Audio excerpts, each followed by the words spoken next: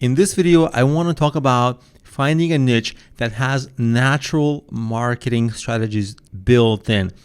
This video is brought to you by Appy Pie Academy.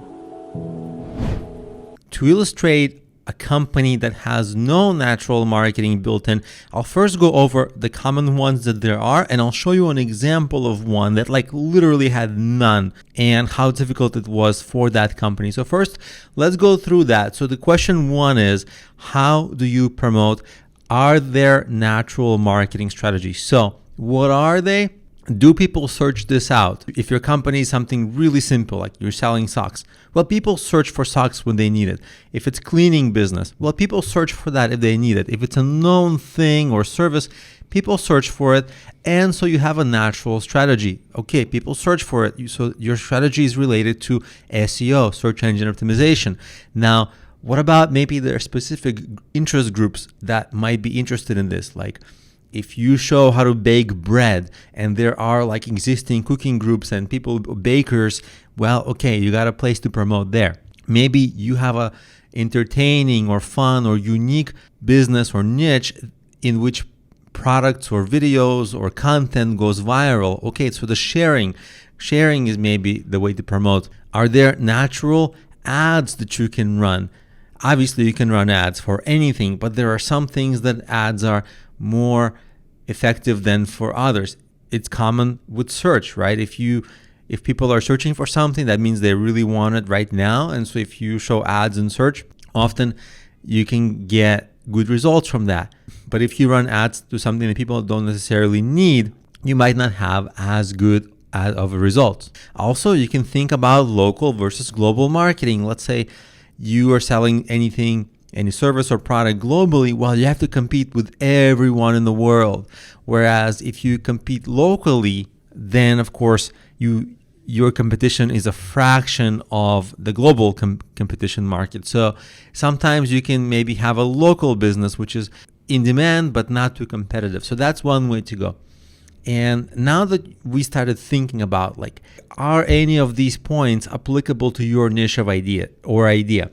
If they are not, it's a problem. Usually, at least one or two of these are a good fit. But let me show you a company that I actually worked with and I know well, where there was nothing that they could do to promote.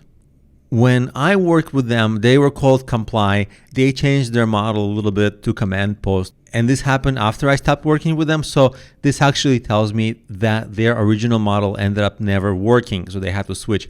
Now, this used to be Comply. The name of this company used to be Comply, and what this company is a way to monitor or track compliance of influencer promotions. So for example, if I start promoting something on Twitter and I say, hey guys, this is an amazing service, I love it, and if I don't disclose that actually I'm getting paid for saying that as an influencer, that actually violates United States law.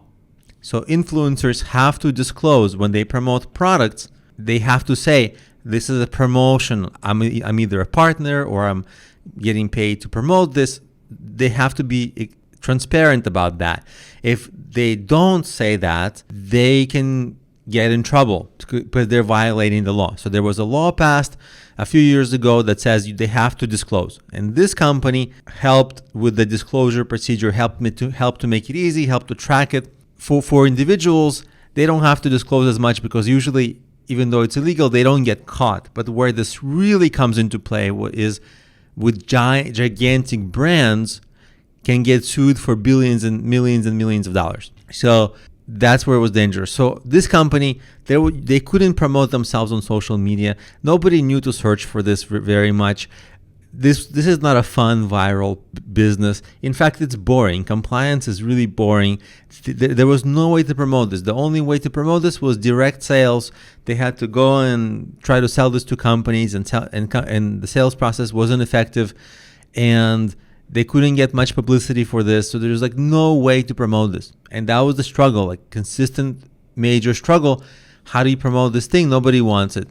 And it's useful. It's not even not useful. It's useful.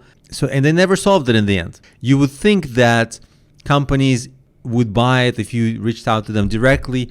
Big brands would actually be into this because it would help them a lot. But for some reason or another, the sales just weren't, like the direct sales, the kind of B2B sales, they just weren't effective. And there was no other way to really promote this.